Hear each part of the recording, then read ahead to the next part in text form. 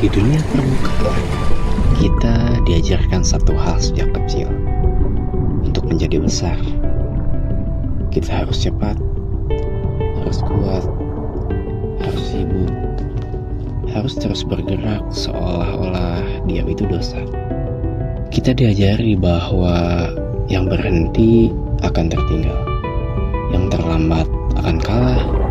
Tapi jika kita menyelam ribuan meter ke bawah sana, ke tempat yang gelap, dingin, dan sunyi, logika itu runtuh sepenuhnya. Di kegelapan abadi laut dalam, hidup para raksasa, besar, diam, tenang. Dan anehnya, mereka menjadi raksasa bukan karena mereka rakus, bukan karena mereka mengejar segalanya, justru karena mereka tahu kapan harus.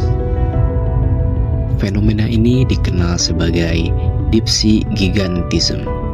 Isopoda yang di darat ukurnya kecil seperti kutu kayu, di laut dalam bisa sebesar piring makan siang.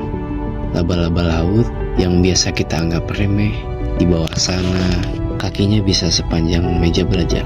Dan cumi-cumi yang sering kita bayangkan sebagai monster film sebenarnya hanya mengambang pelan.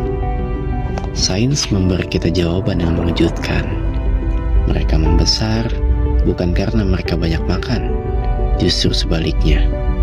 Di bawah sana, makanan itu lengkap, sangat lengkap. Tidak ada ruang untuk lapar yang manja, tidak ada camilan di tengah malam. Kalau manusia lapar 3 jam, sudah emosian. Mereka bisa menunggu bertahun-tahun. Mereka menurunkan metabolisme, memperlambat segalanya. Karena di laut dalam, yang bertahan bukan yang paling sibuk, tapi yang paling sabar. Penghuni laut dalam hidup seperti seorang akuntan yang teliti. Setiap gerakan dihitung. Bergerak cepat, biaya mahal. Panik, itu pemborosan energi. Mengejar sesuatu yang belum tentu didapat, itu investasi buruk. Bagi mereka, hidup bukan soal gaya, tapi soal neraca energi.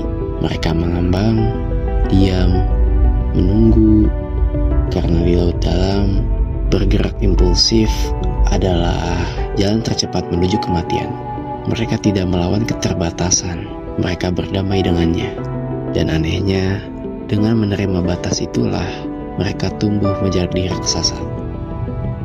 Dan ini membuat saya berpikir, seringkali kita manusia hidup seperti sedang dikejar sesuatu, padahal tidak ada yang benar-benar mengejar kita.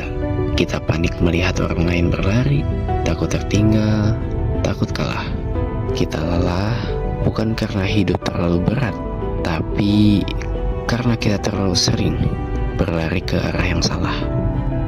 Laut dalam mengajarkan paradoks yang indah. Melambat bukan berarti menyerah. Diam bukan berarti gagal. Ketenangan adalah bentuk kekuatan yang paling dewasa. Bertahan hidup bukan soal agresivitas. Tumbuhan sejati terjadi perlahan melalui konsistensi. Tidak semua yang melambat itu lemah. Tidak semua yang tenang itu kalah. Keberhasilan yang bertahan lama hanya mungkin jika kita selaras dengan kemampuan diri kita sendiri. Hiduplah lebih sadar. Bedakan mana kebutuhan yang layak diperjuangkan dan mana keinginan impulsif yang hanya menguras energi dan dompet.